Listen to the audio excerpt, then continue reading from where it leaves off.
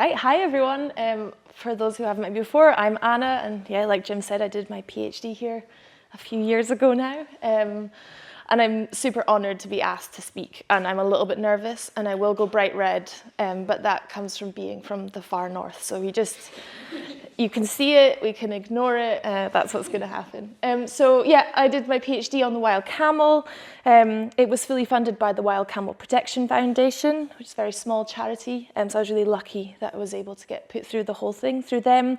It was here at the University of Kent, but also co-supervised out of ZSL and the Institute of Zoology.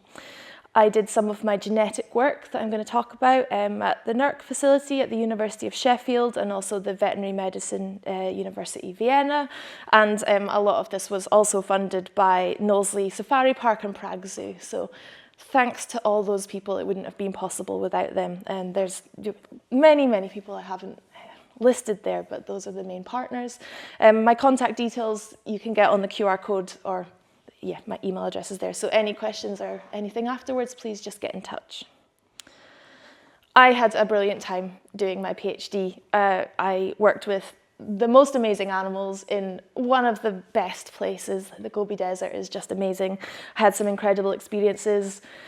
Super adventurous, like getting stuck in the Gobi in the snow for 3 days and getting rescued by the Mongolian form of mountain rescue, which sounds really dramatic, but basically the car wouldn't move, so I read Anne of Green Gables in the sun until someone came to help. But it sounds really cool when you say it out loud. And I got to live with these people who are just so friendly and amazing, and these amazing animals. So this picture at the bottom, we actually moved some camels to a second breeding centre. And this is them on the journey, just looking like tourists on an open-top bus, having a lovely time. And yeah, with a great team of people. So I've been very lucky, and in all that I'm going to talk about, it's just thanks to like a huge collaboration of people. So this species, who is it? The wild camel. The wild camel, or Camelus feris, or haptre, it's called in Mongolian, which means flathead, or the wild camel in Chinese. And if you can take anything away from this talk, there's not 2 species of camel, there's 3. This will be the thing that I say I expect until I die, but there's 3 species of camel. There's the wild camel, and then there's the Bactrian camel, which has 2 humps. You can remember it's like a B on its side, and the dromedary, which is 1 hump, a D on its side. But then there's this 3rd species. So the wild camel and the Bactrian camel are sister species, so they diverged from a common ancestor approximately 1 million years ago, and the Bactrian was domesticated about 3,000 years ago. So there's a big difference between 3,000 and 1 million years. So the Bactrian can neither be the progenitor, or the wild camel can't be the progenitor of the Bactrian, this domestic species, nor can it be a feral version of that species. It's separate, so that's important. Bactrians only exist now in their domestic form, and so do the dromedaries. So the wild camel is our last remaining camelid, old world camelid species left. The picture I've got here, so like I said in Mongolian, it's called haptre, which means flathead. I don't know if you can see the 2 pictures at the top, whether you would agree. The Bactrian, which is the one with the nose peg, he's maybe got a bit of a rounder dome on top of his head. So in Mongolia, it was recognized as a separate species. In China, it was also recognized as a separate species with separate naming. It's only in English that we insist on calling them wild Bactrian camels, which is incorrect. It's incorrect both scientifically and also doesn't reflect cultural knowledge. So we've written a whole paper on it, and if you want to read that about why we should be using appropriate names for species, English common names for species, then it's linked to it's there. The wild camel lives in Mongolia and China. In China in 3 locations, and in Mongolia only in 1 location.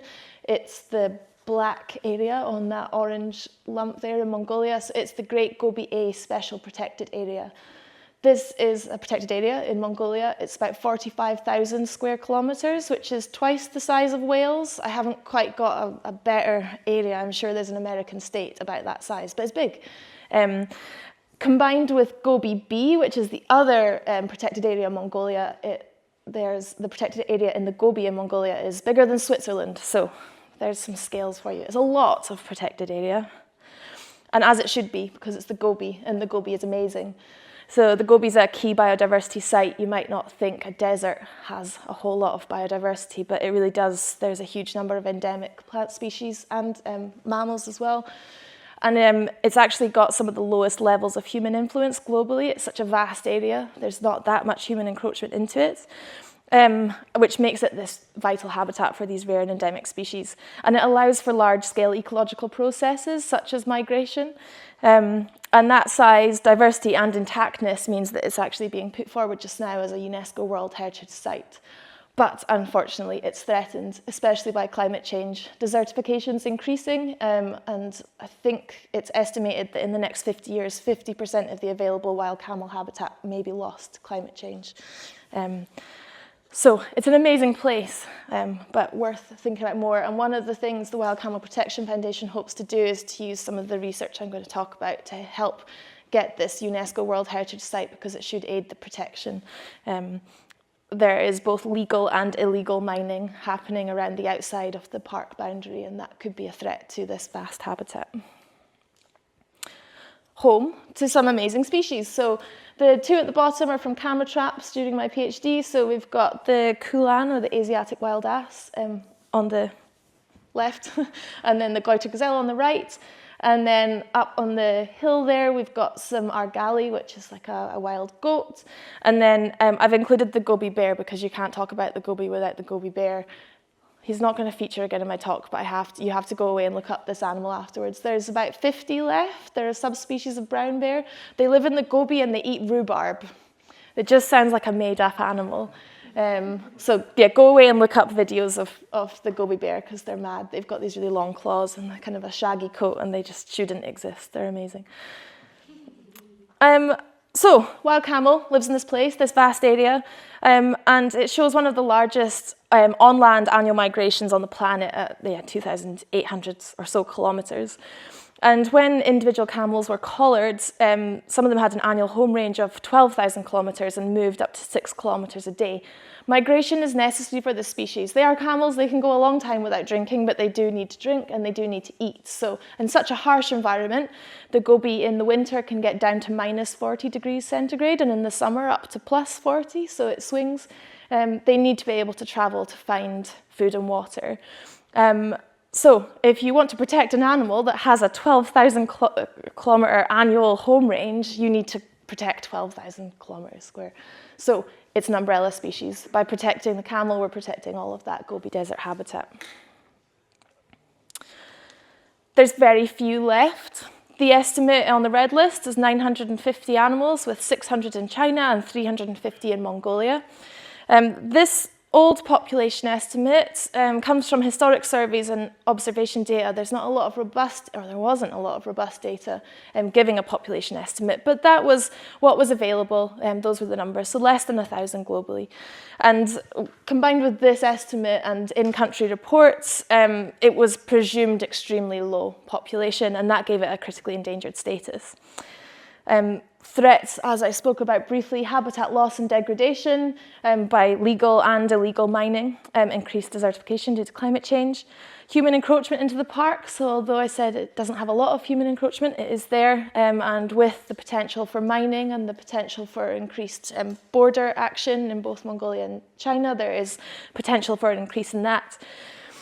Competition with livestock, especially the domestic Bactrian camel. So although they're a separate species, they can breed and they can hybridize. So hybridization could also be a threat. And then also these roads and mines, which are not only threats themselves, but can act as a barrier to the species migration. So there's a lot going on for the poor camel. Because of these threats, an ex situ, or a captive population, was started as an insurance population. So this population was founded in 1995 and was formed as an insurance against outright extinction in the wild. So if we keep some animals in captivity, at least we have some safe. They're not lost altogether. It's now bred over 8 generations, and we've now got 2 locations. So all our eggs are not in one basket anymore. A stud book has been maintained in this population, but it's not very accurate. One of the main reasons is apparently they breed at night, so no one knows who dad is because no one's seen it physically happen, which is something we're working on now. this population, the ex situ population, was either rescued animals or animals that they weren't chosen, they were taken. You know, these are animals, these are the ones that were available and these are the ones we have. So we didn't know whether that population is reflective of the wild population. Possibly they're all related, possibly they're all inbred. And managing a captive population should focus on maximising genetic diversity, especially if it's an insurance. You know, you want your insurance to be a good one. So, all of that said, we want to protect the camel. What do we do next? And the answer was, let's do a PhD. So many factors threaten its survival, and the low population number, or the presumed one, could be important to the overall future viability of that species. And we needed data to see what the actual problems were. So that leads to the goals of my PhD before I started. So it was to determine a population estimate for the wild population in Mongolia. I should actually state now, because I haven't done up till this point, but my research focused on the population in Mongolia, and that was mainly due to ease of access. So where the camels are in the Gobi in China, there is some political unrest and it was difficult. So although the charity does work in China, most of the work we do is done in Mongolia. So I mostly will be talking about Mongolia. Then I wanted to quantify the remaining genetic diversity in the wild population in Mongolia and look at any structuring in that population. And then determine the extent that these domestic Bactrian camels are using the park and whether there is a risk of hybridization. And then finally to correct that stud book for the captive population and to see whether it captures the levels of genetic diversity seen in the wild. How do you answer these questions when you've got a species that has a tiny population? It's very elusive and easily disturbed. This is the one picture I have taken of an actual wild camel in the wild. Most of my other pictures are from camera traps or from the captive ones. They're much easier to photograph. And this was one bull camel. We came around the corner, luckily, and he just disappeared. So they're used to being chased. They do not want to be around people. They live in a remote area. It's 2 days drive from Ulaanbaatar, the capital of Mongolia, just to get to the nearest village. So you're talking 3 or 4 days drive just to get into the park. So it's remote, it's vast, the population's dispersed and they're migratory. So we want to learn all about them, but we also don't want to impact that population and we also want to conserve them. So I love a good pun. So that's the name of this talk. So how do you do something that is really hard? I don't know if anyone knows the saying from the Bible that it's easier to get a rich man, it's easier to get a camel through the eye of a needle than it is to get a rich man into heaven. So this is us threading the needle. How do we do this very hard thing?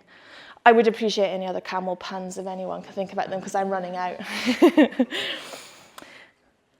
And the answer is non-invasive sampling, and that is both camera traps and collecting vast quantities of camel poo. Because the brilliant thing about poo is that no one else cares about it. The camels aren't bothered if I am walking around the desert picking up their poo. No one minds, and it's perfect. And I'll talk about it more when we get to it, but I think we're really lucky with the camel. It drinks salt water at higher concentrations than would kill most other species, so it's perfect for preserving DNA when you've got a nice salty poo. So determining a population estimate for the wild camel in Mongolia. And we use distance sampling using camera traps. So there's a various stage process, and I'm not going to go into all the details of all of this, but basically we designed the survey, and we deployed lots of cameras, collected many, many images, processed those images, cleaned them and digitized them, and then used those images to produce distance data, and that's split into effort data, which is how many images did we get, and the distance data, so how far from the camera is the camel.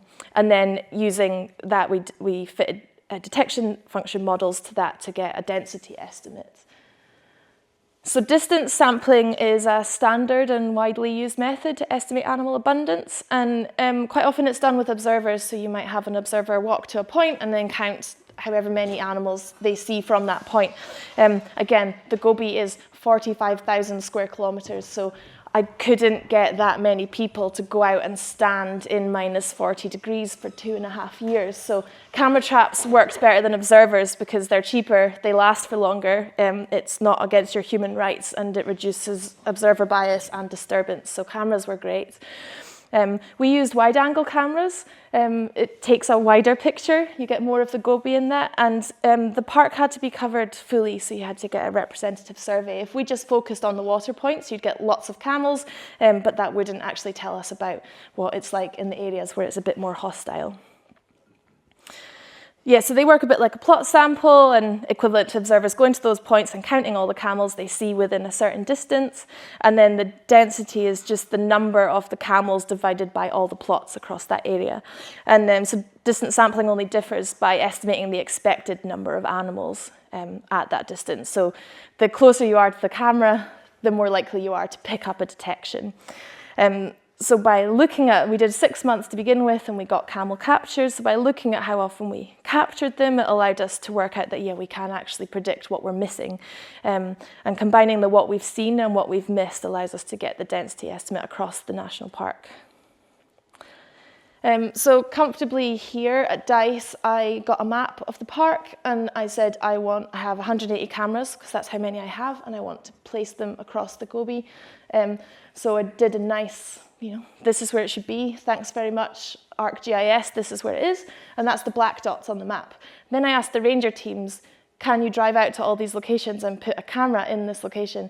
And they did it. And I think it's one of the most amazing things of my whole research, that on an area that size, that they could just get to those locations.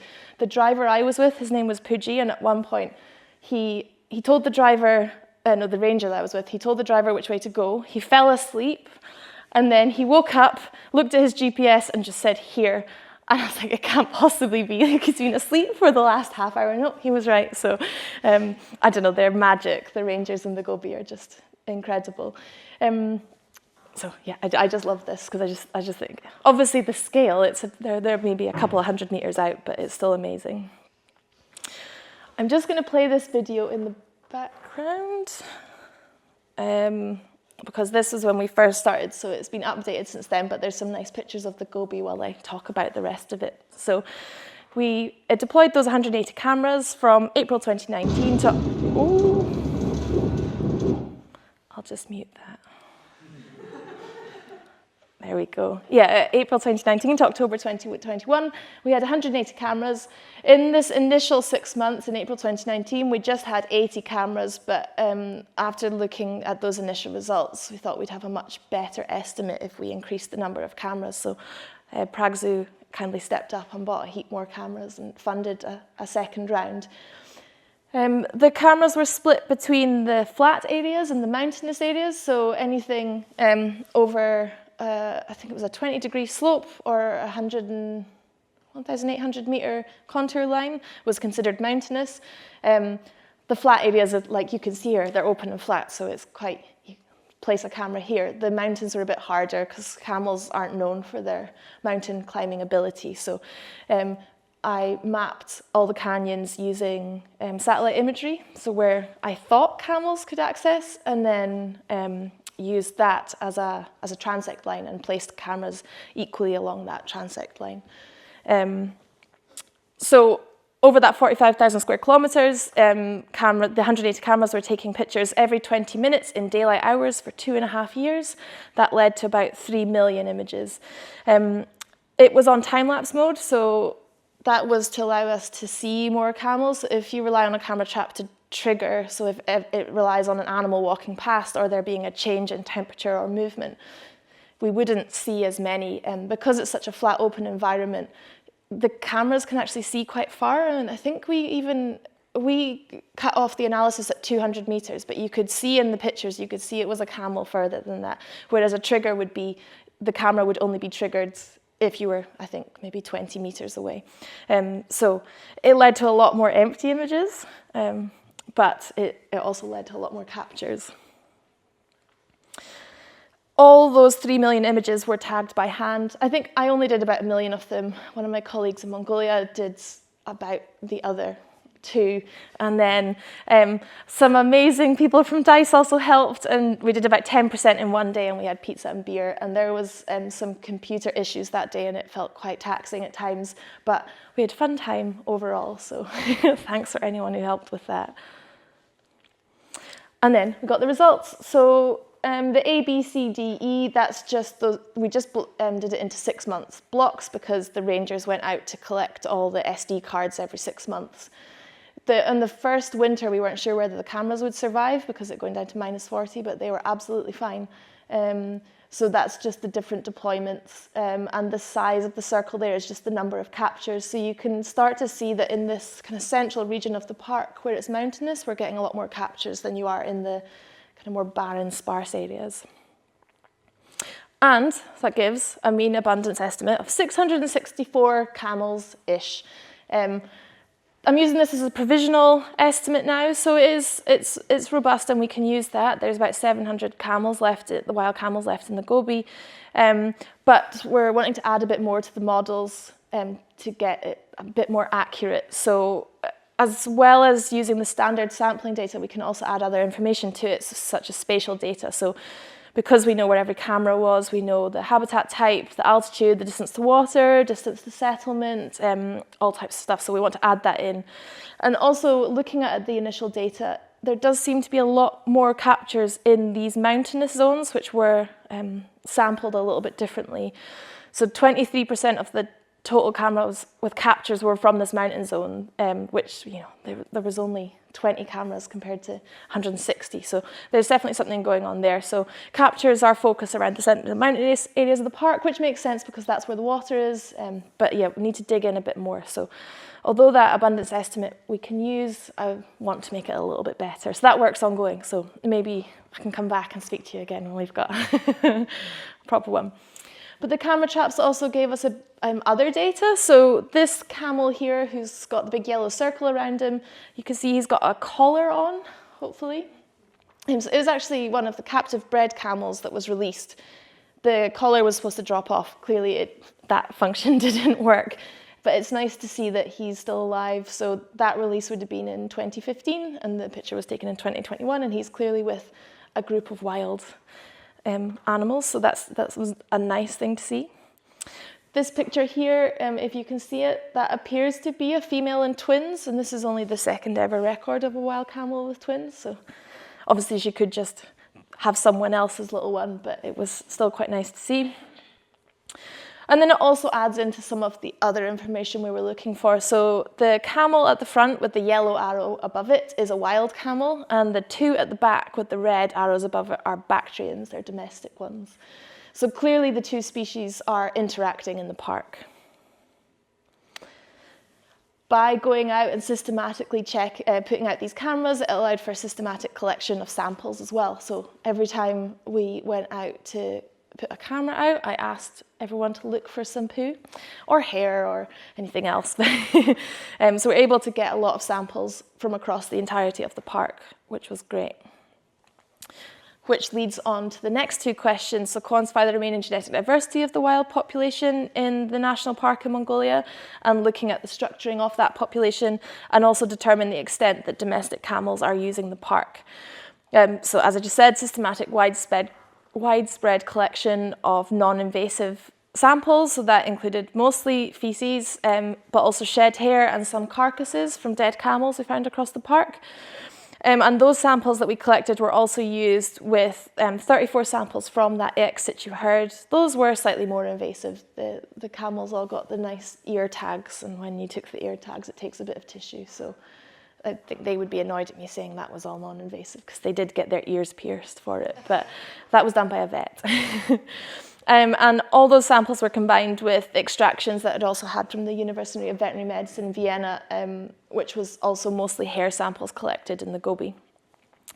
Overall, that was 416 samples, so extracted DNA from all of those samples, and then that DNA was amplified with microsatellite markers and also with mitochondrial markers as well. Of those 416 samples, we're looking for them to amplify successfully at 75% of the markers. That was 198 was that full data set. And then I also used some analysis from previous genotyping analysis from the University of Veterinary Medicine, Vienna, which led to my full sample set being 260 individuals.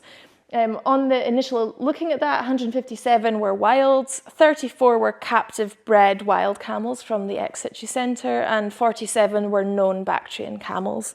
And we also had 22 that were known hybrids. And this is them all in a structure plot. So every vertical bar is one animal. Those that are blue on this end, that would be considered a pure Bactrian, and those that are browny orange on the other end are pure wild. You can see they are, as I said, they're a sister species, so they share a single common ancestor. So there is some ancestral sharing, there's ancestral DNA, and you can see it right along, even at these individuals at the very far end that are, pure. You are seeing some shared ancestry. I'm going to start the whole hybrid chat, and we can maybe chat about it at the end, with deciding what is and isn't a hybrid is quite a controversial thing, and I think everyone probably has their own opinions on this. But we had to set limits somewhere, so we used a 5 and 10% threshold as a cutoff. 10% seems to be kind of standardly used across the literature. Anything over 10% shared ancestry was considered an integressed individual. We used 5% as well because it seemed maybe slightly more likely, but I think there's a lot to be discussed on that, choosing fairly arbitrary thresholds and saying what something is and isn't, but we can get into that.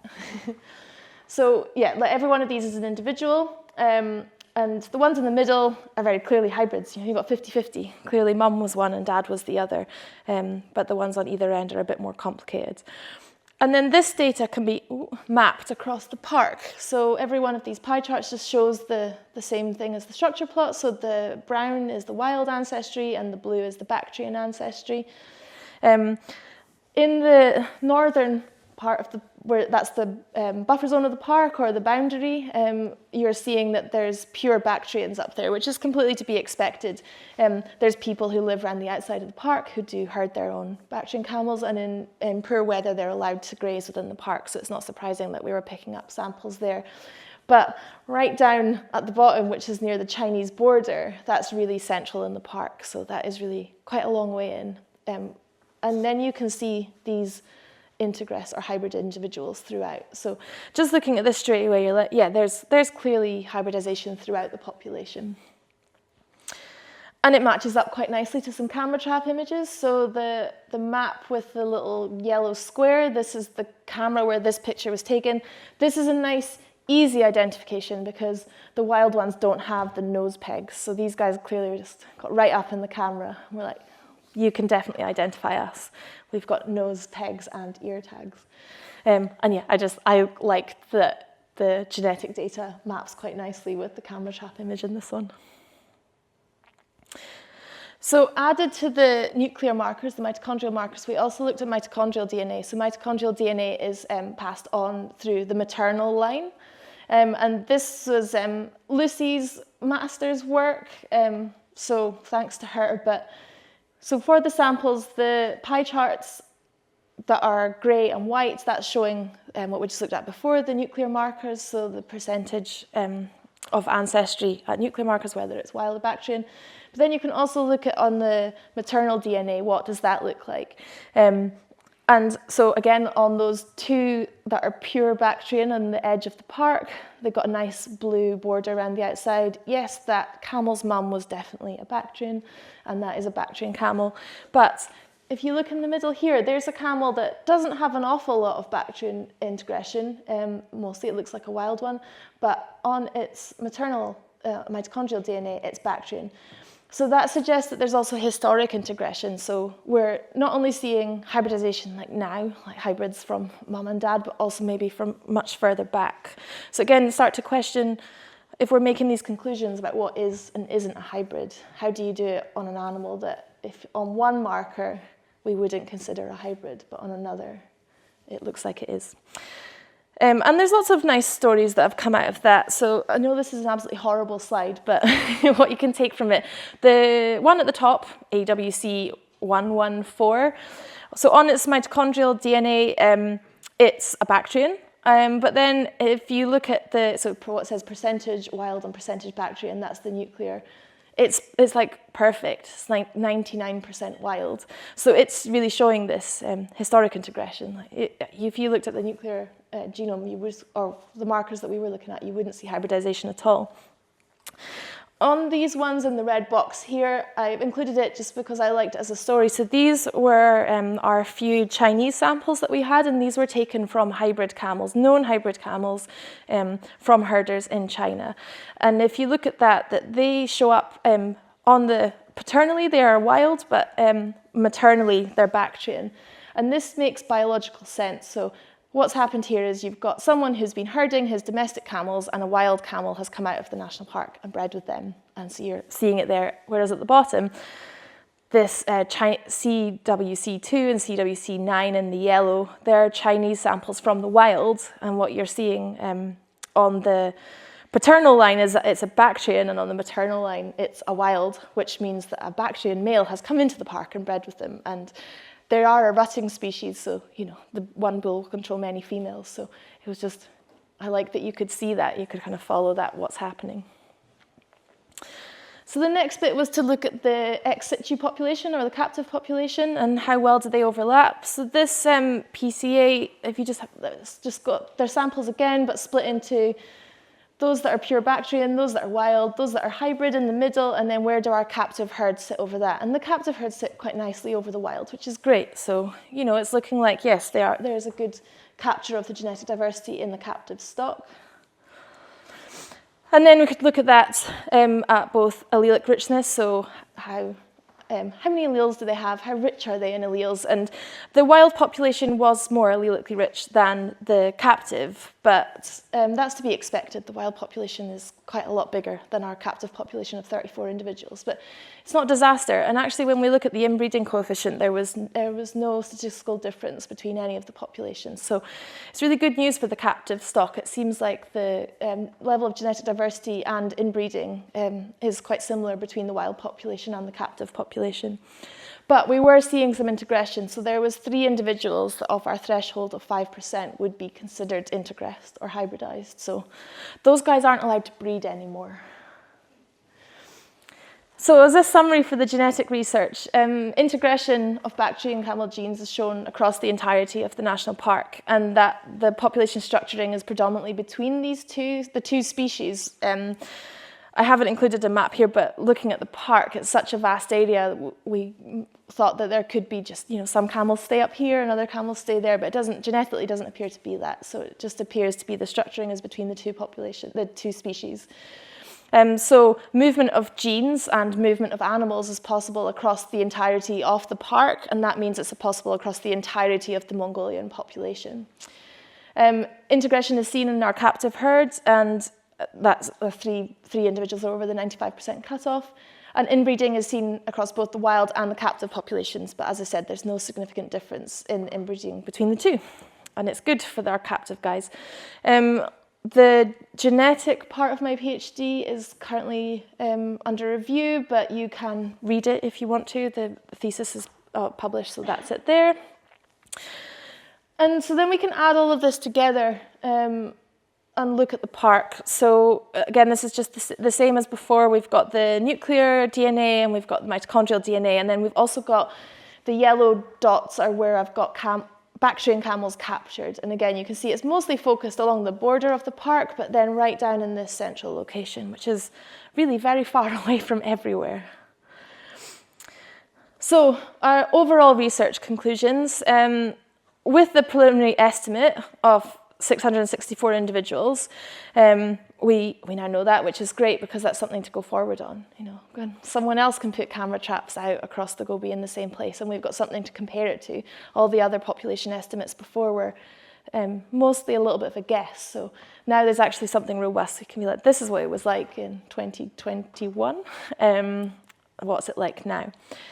Of those samples that we collected across the park and successfully amplified, 97 are from either wild or hybrid animals, which off that 700, that's 15% of the current wild camel population in Mongolia, which again, I think that's just an amazing thing to have, 15% of the entire wild population to be able to have the DNA from all of them. And of those, 10% could be considered hybrids, depending on the thresholds you use. The ex situ population, which is about 40 individuals, would be 5% of that Mongolian population, which really does mean that these individuals are crucial. So they are an insurance population, again, to hold 5% of this safe species in captivity. They're important. And these preliminary abundance estimates suggest that the population is still low enough to warrant concern, as does this integration data. Again, I don't like to put any conclusions on, is this a really bad thing that there's hybrids throughout? But we should definitely think about it in terms of conservation. So did we thread the needle? So studying the population genetics of the wild camel in Mongolia and added to that spatial data and the population estimate allows us to understand the species a bit further. And in fact, it's no longer critically endangered because of this work that was done. Not because it's any safer, but because now the previous estimate was on a presumed decline of 80% over 2 generations. So we've proved that there has not been such a drastic decline, which is good news. Things aren't maybe as bad as they predicted that they were going to be. So it's now only endangered. And all of this data can go into further models to help improve the whole process of making a research-based management plan and providing the evidence necessary to help manage the species, both in the wild in the Great Gobier and also in captivity. So I think I probably rattled through that, but definitely got time for questions. And yeah, thanks.